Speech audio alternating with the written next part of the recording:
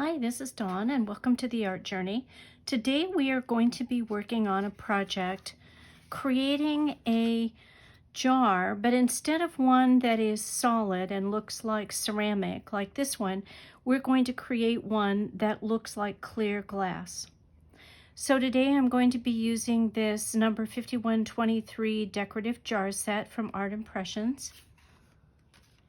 I'm going to be using foliage set 4 because I want these small branches and possibly these stems. And then I want a stemmed flower. So I'm going to be using the stemmed flower from the 4703 flower cart set because it has this nice stem and a cluster of flowers at the top. So we're going to start out by inking up this vase stamp, and I'm going to be using number 75 Sky Blue. Notice that I've changed color. Often when I ink up a subject stamp, I'm using a sepia tone, and this time I'm going to be using a sky blue.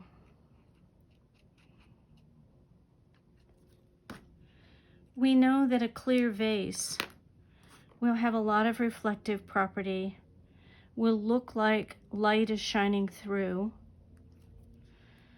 So I'm going to start out by stamping that down, and then I will dampen my watercolor brush, tap it off on a piece of paper towel, or I like to use my chamois, and I'm going to go in and lightly pull the color from the lines of this jar. Here on the handle, the glass will be thicker, so I'm going to let more blue come through on that part. And then go with a very light touch on the rest of the jar all the way around. I don't know how well this will show on the video, but it's very light. I pull the color to the inside. Now when I get to the bottom, I'm going to go ahead and be a little heavier there at the base, because again, this will be a heavier part of the glass. Okay. Now I'm going to ink up my flowers, and for these I'm going to use number 55 Iris Purple on the blooms, and number 72 Pine Green for the stem. And because this is clear glass, I'm not going to be putting any kind of a mask. I actually want those stems to look like they're coming down through into the glass jar. Ink up just a few more.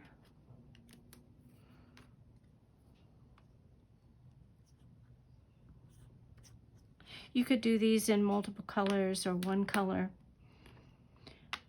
Now I'm going to change color and put a few of these small green vining foliage pieces in here. And I think I'll go ahead and let some of these come down over the edge of the vessel.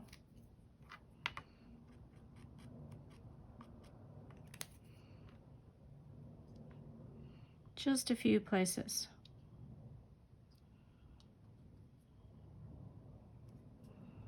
Okay.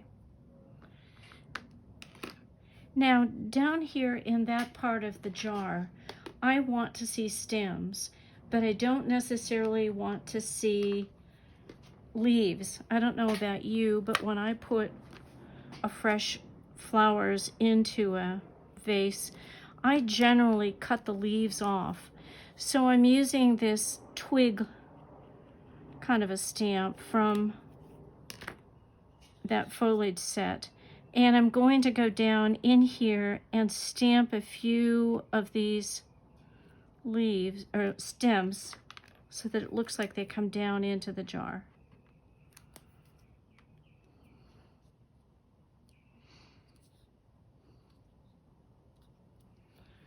just like that.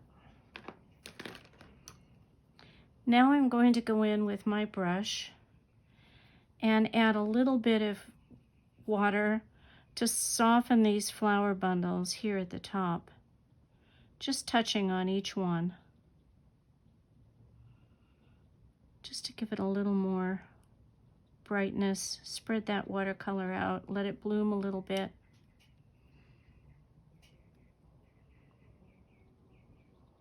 Pull some of it into the back so that it looks like I have some in a layer back behind.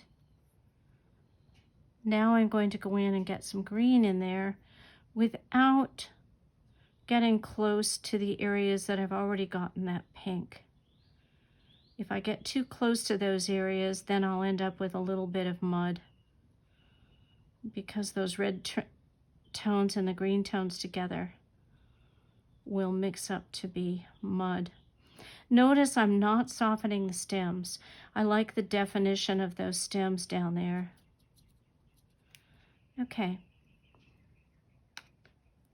One thing you can also do if you want stems and you don't have that small stamp, you can take the fine end of your marker and actually just carefully and lightly draw in a stem coming down from the top, just to give it that feel if you don't have that particular stamp.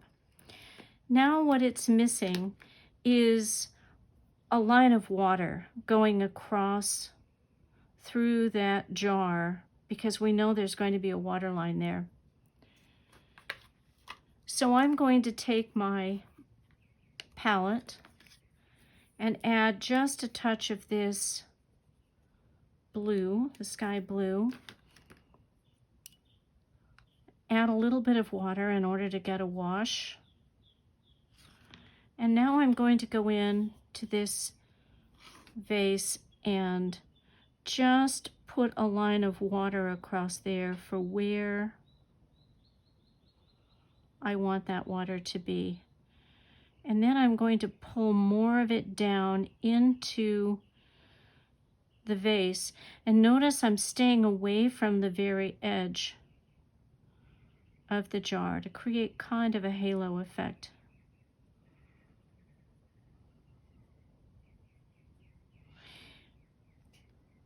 Now I'm softening a bit on those lines into the water, and that's because they'll get fuzzed out a little bit. They'll look a little distorted once they're in the water. One thing you need to be very careful about that I wasn't, and that is, no matter, even if this vase were put on a table or at a slant, the water is always going to be a perfectly straight line in the top of that container. And mine was tipping down just a bit on one side. So you need to go in and just add a bit right through there. Now I've lost some of that darkness at the base, so I'm going to go back in and add a little bit more of that. And I'm also going to add just a touch more over here on the handle, because we know that's a thicker glass.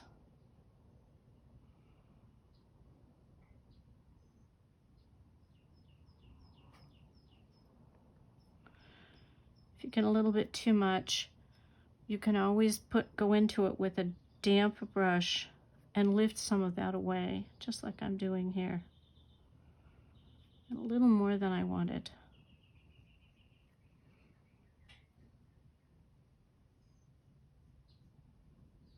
Okay.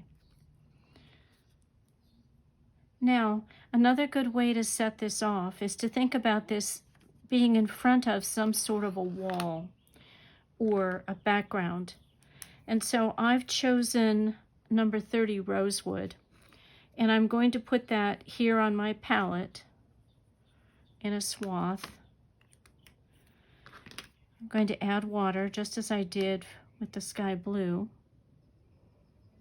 And now I'm going to go in and put in some background, but I'm going to stay away from the edge of the pot and create a white halo. And that will help the pot or this clear glass, I guess it's more of a clear glass pitcher, that's going to help it pop out from the background just a little more.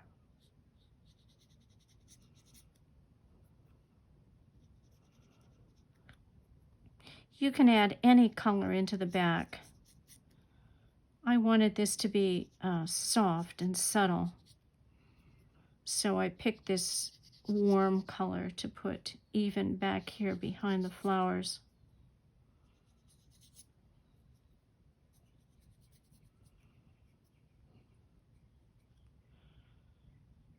Now I should probably put just a little bit right in here into the open area there, just so it feels like that's the wall behind there.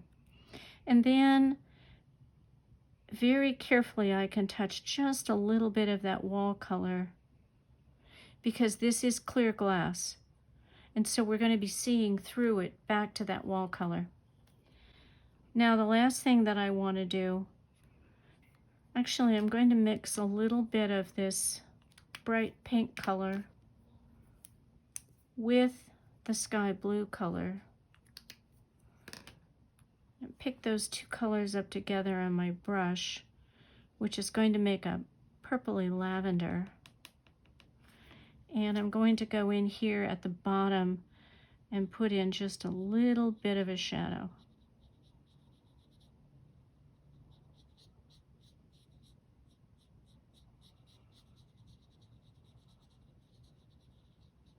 Anytime you make a gray out of colors that you've used in the other part of the painting, in this case, the iris purple and the sky blue, my gray will become a harmonious gray that goes with the colors that I've used in this particular palette. It's just a lot more pleasing to the eye than if you were to mix up a gray or use a straight gray marker. Thank you. I hope that helped, and I look forward to seeing you next time.